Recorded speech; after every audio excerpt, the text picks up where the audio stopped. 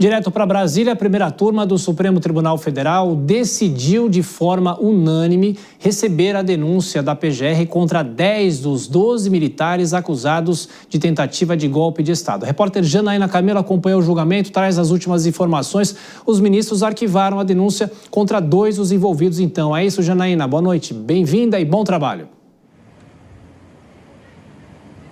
Muito boa noite para você também, Thiago. Boa noite a todos que estão nos assistindo. Exatamente, pela primeira vez, Pela primeira vez, desde o início desses julgamentos aí das denúncias da Procuradoria-Geral da República, no caso de um suposto plano de golpe de Estado, os ministros da primeira turma ali rejeitaram. Então, pela primeira vez, 2 pessoas ali acusados não viraram réus aí nesses julgamentos das denúncias. Então, quem são eles? Você já disse, Thiago? Coronel Cleverson Magalhães. Ele foi assessor auxiliar ali do general Estevam Teófilo. Estevam Teófilo, inclusive, ele foi um dos denunciados de hoje. A primeira turma decidiu que ele vai virar réu em uma ação penal aqui no Supremo. Ele era o comandante de operações especiais do Exército e era o responsável ali pelas tropas do Exército, pela coordenação de tropas do Exército. E de acordo com a denúncia ali da PGR com relação a esse caso, o general Estevam Teófilo, ele se reuniu com Jair Bolsonaro em dezembro do ano passado, no Palácio da Alvorada, 2 dias depois, assim que Bolsonaro tinha se reunido com os 3 comandantes das Forças Armadas, onde o então comandante do Exército, general Freire Gomes, havia ali se negado a apoiar um suposto plano ali que o presidente havia apresentado de golpe de Estado. Então, o coronel Cleverson Magalhães auxiliava o general Teófilo. E em delação premiada, Mauro Cid citou o nome do general Cleverson em uma reunião que aconteceu também no final de 2022, que teria sido uma reunião ali com militares para tratar também de questões ali, segundo a PGR, golpistas. E o general Newton Rodrigues, Thiago, ele foi assessor direto do general Freire Gomes. E segundo a denúncia ali da PGR, ele seria um elo necessário para os militares que apoiavam um golpe para que ele pudesse convencer o seu comandante, o general Freire Gomes.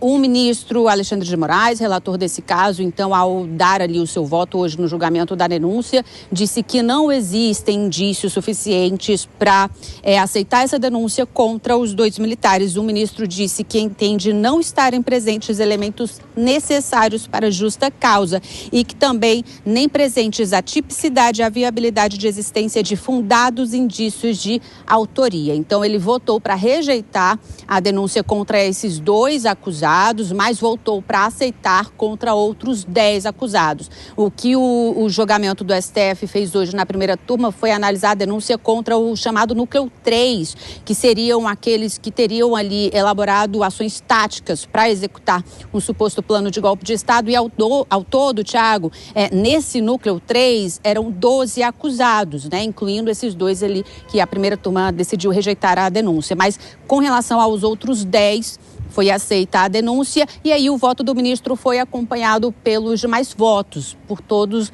os outros ministros. A gente vai ouvir um trechinho do voto do ministro Alexandre de Moraes agora. Em relação a 2 denunciados, entendo não presentes os elementos necessários para a justa causa, para o reconhecimento de justa causa. Em relação a Cleverson Ney Magalhães e em relação a Newton Diniz Rodrigues. Me parece aqui que os pressupostos necessários para a configuração de justa causa para o início da ação penal não estão presentes em relação a esses 2 denunciados e, repito, Cleverson Ney Magalhães e Newton Diniz Rodrigues. Então, desses 12 acusados, Thiago, a maioria ali militares do Exército e também um policial federal, Temos 2 aí que se livraram dessa ação penal, mas todos os outros ali são militares e também inclui os chamados Kids Pretos, aquele grupo, Thiago, que teria planejado sequestrar autoridades públicas, monitoraram o ministro Alexandre de Moraes e pretendia até, tinha um plano ali de assassinato, contra o ministro Alexandre de Moraes, contra Lula e contra Alckmin também. E aí, em um determinado momento ali do julgamento hoje, os ministros comentaram sobre isso, porque, inclusive, um aí desses denunciados que virou réu, que vai responder a uma ação penal aqui no STF, é o Vladimir Soares, aquele agente da Polícia Federal que teve os áudios ali de mensagens do WhatsApp dele que foram divulgados na semana passada. Em um dos áudios, inclusive, ele disse que planejava prender Alexandre de Moraes e, para impedir a posse de Lula, pretendia ali matar meio mundo, é o que ele falava nesses áudios. A gente vai ouvir um trecho de um diálogo entre os ministros com relação a esse suposto atentado contra o ministro do STF. Nem os mais radicais, mesmo depois de 68, AI-5, pensaram em matar ministros do Supremo Tribunal Federal. Então, o que se mostra, e a conclusão, inclusive, desses generais, é que foi uma tentativa de golpe a de mais radical dos radicais, e que seria uma chacina se tivesse sido consumado. Um dos diálogos é isso. Vamos matar todo mundo. Exato. Nós não vamos parar. Isso está nos diálogos que estão encartados na denúncia. Ministra Carmen, e a relevância dessa lembrança que eu fiz, e a Vossa Excelência, ministro Alexandre, é porque isso se vincula a um outro debate. Cogitar matar um ministro do Supremo, coisa nunca antes vista na vida brasileira. Ou vários ministros, sabe-se lá o que essa gente pensava. É algo corriqueiro, banal, que possa ser minimizado no debate, reduzir ao debate político, partidário, ideológico, ou é algo que merece a rejeição universal de todas as correntes ideológicas? Então, Tiago, com a aceitação de mais ali, parcialmente, uma denúncia, no caso ali, contra 10 acusados nesse suposto plano de golpe de Estado, já são, Tiago, eles vão se somar a outros réus que já tem aqui no STF, e aí totalizando 31 réus no caso de um suposto golpe de Estado. Tiago. Perfeito. Janaína, então, trazendo as informações dessa análise que foi feita hoje pelo Supremo. Bom trabalho para você. Vou chamar já os nossos comentaristas, começando pelo professor Acácio Miranda, mais uma vez aqui com a gente. Uma honra te receber aqui, Acácio, mais uma vez. E eu começo perguntando o seguinte, em relação à postura, ao posicionamento dos ministros do Supremo, teve essa questão de se rejeitar pelo menos 2 denúncias contra 2 militares, mas a maioria acabou sendo aceita pelos magistrados. Bem-vindo, professor. Boa noite a você, Tiago, boa noite ao Coba e uma boa noite especial à nossa audiência.